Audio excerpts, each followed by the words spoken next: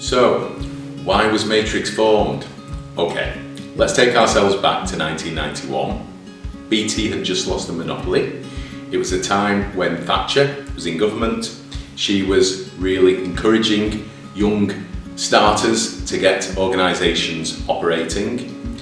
Jeff, who's the founder member along with myself, had been travelling around South America for a couple of years, and we just wanted to fund our next adventure, our next trip, maybe in 2 years' time. So we didn't have any grand designs and had no idea we would be sat here 30 years later after the organisation had been formed. So where did the name Matrix come from? Well, it was from a movie, but it wasn't the movie that you think it's from, The Matrix. This was, I think, about 9 years before that movie even came out at the cinema. It was actually from another movie called Commando, which Arnold Schwarzenegger was in, and I think one of the characters was called Matrix. We felt Matrix was quite a techie name. We wanted something that would represent and had an amalgamation of lots of different services, and having Matrix247 is obviously something which we wanted to, with our engineers that we brought on board, offer to, at the time we were looking after some hospitals early on, something that we could offer backup and support right the way through 365 as well.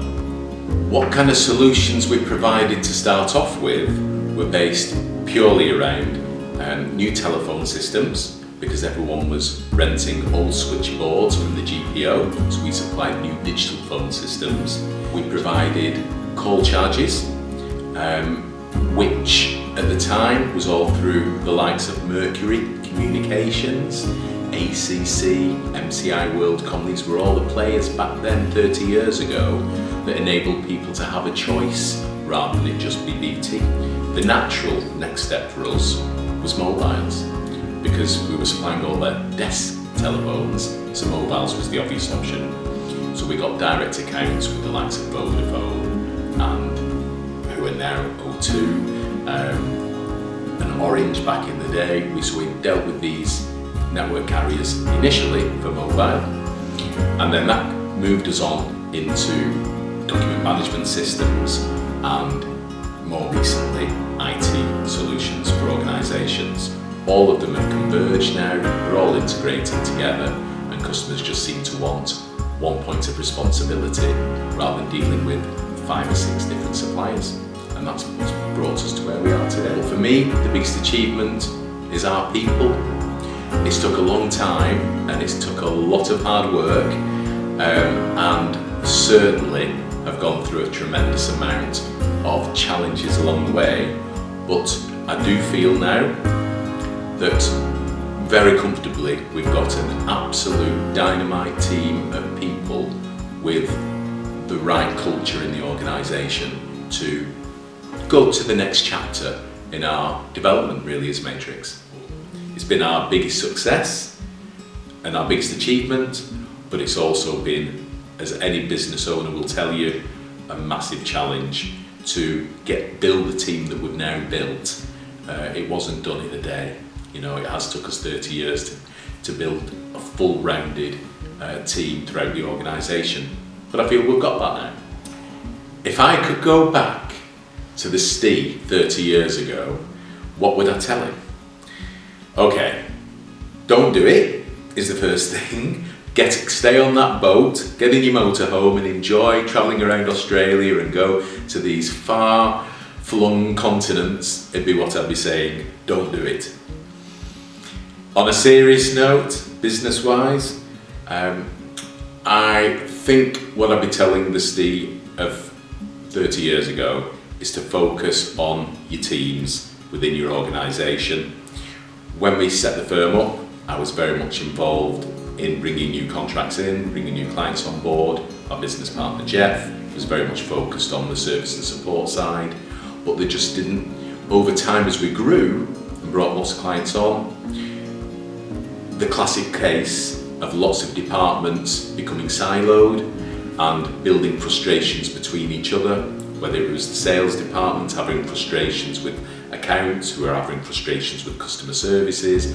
There was too much siloed within the organisation as we grew, and we didn't spend enough time on the most important thing, which was your teams and having one full team across the organisation.